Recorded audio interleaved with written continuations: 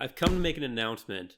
Seto Kaiba's a bitch-ass motherfucker. He pissed on my fucking wife. That's right, he took his billionaire fucking spiky dick out and he pissed on my fucking wife. And he said his dick was this big. And I said, that's disgusting. So I'm making a call-out post on my twitter.com. Trading card games are difficult to get into.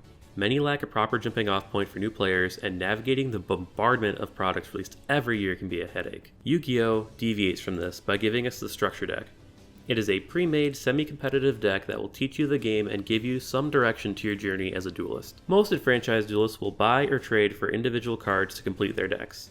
However, in a sealed-only challenge, we go back to when we were kids, cracking packs and sealed products to put together a smorgasbord of cardboard that we call a deck. For my challenge, I've chosen Blue Eyes as my deck. Not because it's good, fun, or because it will be easy, but because I want to use the nostalgia bait to get clicks from Yugi boomers and end up on a CBR top 10 list. Now let me lay down the rules for this challenge.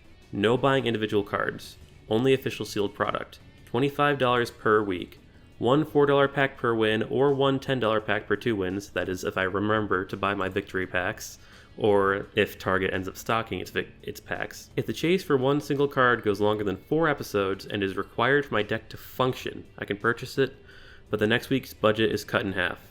The reason why I'm only doing $25 per week instead of the industry standard of $40 is because I have rent to pay, and sadly the government would not like it if I tried to list Yu-Gi-Oh cards as a business expense. Now I hope you're ready for an experience that is like a car crash. Not pleasant, but you can't look away from it. Boo! Ghost from the past. It's that set again, the really bad March reprint set that everyone was hyped for, but as it turned out, there was nothing really good about it except for the cool ghost rares. I mean, it's not quite true. There's a couple cool cards in here, but like, at the end of the day, it's not a great set. It was just used to push the whole FOMO, fear of missing out and all that. Now you might be asking, why are you opening this again, Nicholas? Well, I still need Danger Thunderbirds, so this is probably my best bet at getting them right now, because 2019 tins are super expensive. And unfortunately, I think they're secrets in Soul Fusion is what it is. And yeah, and whereas I'm pretty sure they're somewhat common in this set. Plus, you know, why else would I want to open this? Oh yeah, I know, views. Haha, views. So I'm gonna make a thumbnail real quick, and then we'll get into the opening.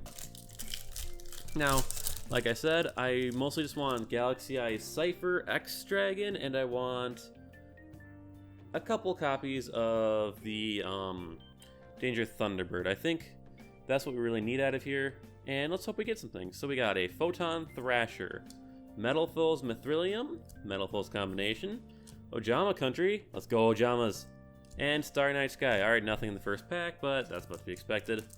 That's okay. Hopefully, if we get at least one playable card out of this, I'll be happy. Because I don't really want to go after this too hard.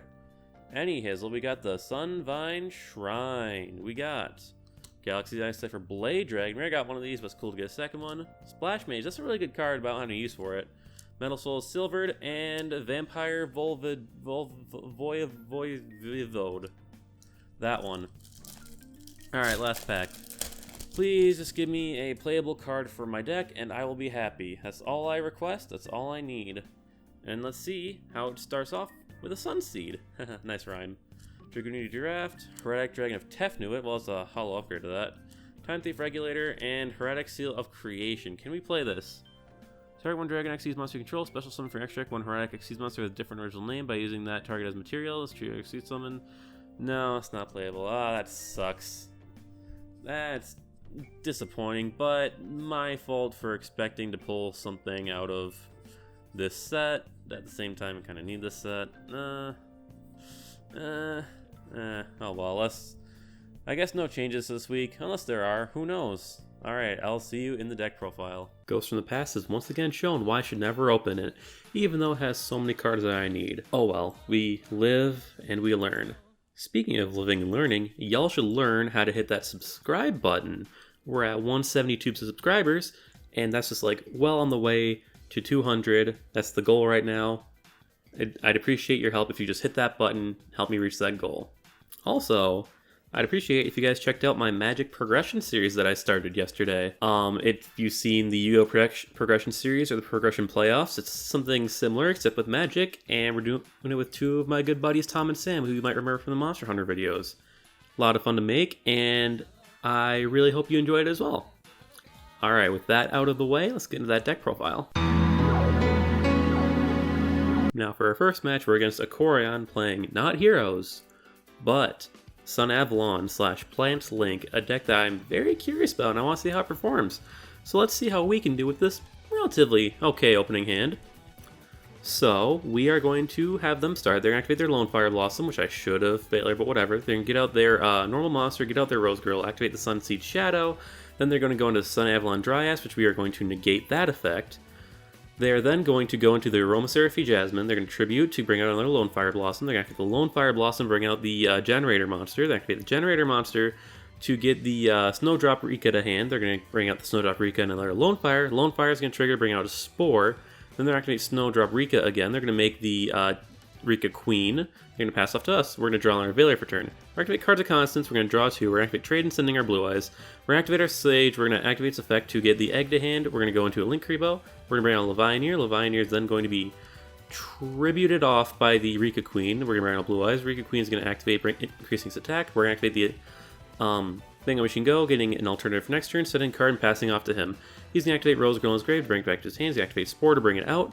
He's going to activate the Rika Fairy in hand to special summon it. He's going to activate the Rika Queen. I'm going to negate the effect of his Rika Fairy. He's then going to go into another Aromaseraphy Jasmine. Then he's going to go into the Link 4. We're going to Judgment that. He's going to activate the Rika to get rid of my Linkuriboh. Increase its attack. He's going to attack with my Blue Eyes, leaving me with an empty board. We're going to draw for turn. We are going to normal summon our egg. We're going to activate Linkuriboh to tag it out. We're going to get Blue Eyes to hand. That's going to trigger the Rika. We are then going to normal special summon the alternative. Activates effect to pop the Rika. Hit him for 300 whole damage. Linkuriboh beatdown. Let's go. He's going to draw a Parallel Sea for turn. He's going to pass off to us. That's all he can really do. We're going to draw a Chaos Form for turn. We're going to attack for 3,300 and pass off to him because there's just not much we can do right now. On Akorion's turn, he's going to draw into his Sunseed monster. He's going to normal summon it. He's going to activate Wherefore Art Thou to get the Sunseed card to his hand. He's going to activate the Rose Girl. He's going to she'll summon the Sun Avalon Shadow. He's going to go into Sunvine Daphne, activates effect to shuffle back into the extra deck. He's going to take 2,000 and surrender to me because he can't do much against this board. And for game 2, we don't have as great of an opening hand, whereas it looks like their hand could be a little busted. Let's see how this goes down. So this is going to start with them going first. They're going to go into Sun Avalon combos that are too long and convoluted for me to truly commentate over. So instead, enjoy this cute little montage.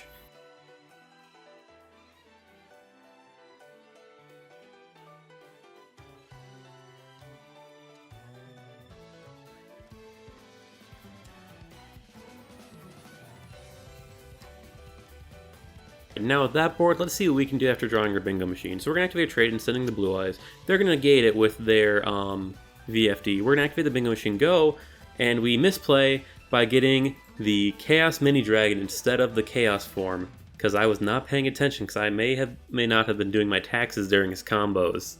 So unfortunately, we are forced to quit because we have 3 bricks in hand.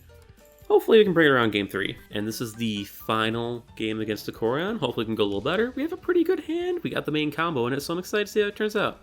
So we are going to go first. We're going to start by normal summoning our Sage. We're going to activate its effect to get the egg to hand. Then we're going to activate the effect of our Melody. Unfortunately, we were stupid and we grabbed a Blue Eyes instead of an alternative, so we're stuck with 2 Blue Eyes in hand. That's okay. We're going to activate Chaos Form to get out the Chaos Mini. We're going to activate the Silver's Cry to bring out a Blue Eyes to go into the Silver Dragon. And we're going to pass off to him with a 2-colored cardboard. He's going to bring out his normal monster, bring out a Sunseed Shadow, go into the Dryas, activate the Dryas effect to get the spell to card down. He's going to activate the Shrine. He's then going to activate the Lokai. He's going to activate the Zephyros, which we're going to negate with our Azure Eyes. And by Azure Eyes, I mean Spirit Dragon. He's going to go into another Link monster. He's going to activate the Shrine, pitching cards. He's going to go into the Big Ol' Boy, which we're going to swap into Black Rose Moonlight Dragon and bounce it away so that he can't use it against us. Thankfully, he sets 2 on his turn on that. So we're going to draw for turn. We draw into a Chaos Form. We're going to go into our Levianeer. Levianeer's going to activate. He's going to activate his Blessed Wings to gain a couple hundred life points. We're going to bring out Blue Eyes. We're going to go into the Galaxy Cypher Blade Dragon. We're going to pop his other back row, which is Sunvine Bloom. We're then going to battle him for exactly 6,200, 100 more than need to kill him, and that'll be the match. Alright, and our second match this week is going to be against TCG Wolf. I haven't had him on the channel before, but he's a super cool dude, and make sure to check out his content. He's going to be playing his Phantom Knights deck, and by Phantom Knights, I mean Phantom Thieves. I'm so sorry for messing that up. So we're going to start, we're going to activate our Bingo Machine Go to get the Chaos form. We're going to normal summon our Sage, we're going to activate our Sage to get the Egg to hand, then we're going to go into a Linkuriboh, we're going to set a Solemn Judgment past him. Unfortunately, we cannot get a Blue Eyes to hand, so we can't bring out the Chaos Max Dragon. He's going to bring out his Tsuchinoko, activating its effect to bring it out. We're going to pass off to us, and then we're going to draw a trade-in for turn. We're going to activate the Harpy's Feather Duster, popping his back row. He's going to Called By and Fog Blade us. That's A-okay by me. Then we're bringing out the big brain strats of Judgmenting our own Egg to get a Blue Eyes to hand. Now with the Blue Eyes to hand, we can activate the trade and send it away to draw 2 more cards. We're going to Chaos form, and he's just going to surrender, seeing that we're going to bring out the Big Bungus, and he's going to have no way of dealing with us. Alright, in game 2, we've got a very, very good going second hand, so if we happen to draw anything that can extend into a main combo, we are golden. So he's going to go first. He can start by going into his Regulator, activate its effect to bring out the Winder and the Adjuster. He's then going to activate the Winder and Adjuster effects to dump the Battleship, and then he's going to go into the Force Strix. Activate the Force Strix, he's going to get a Raider's Wing to hand. He's then going to bring out the Battleship and the Shining Lanius to go into White Strix. White Strix effect to bring out the Strangle Lanius. He's going to go into Force Strix again, activate the Raider's Wing. He's then going to go into the Rusty Bardiche, activate the Rusty Bardiche effect to pitch and set. He's going to activate the Boots and the Shade Brigandine.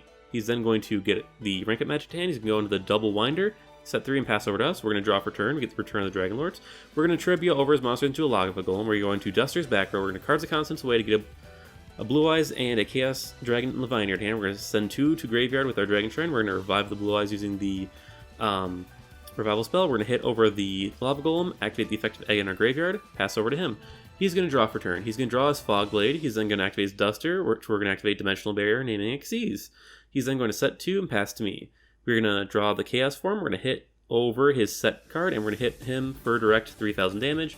We're doing pretty good. He's got no cards in hand until he draws the Rank Up Magic, which he can use to bring back the Force Strix and go into the Infinity. Infinity is going to activate, stealing our Blue Eyes.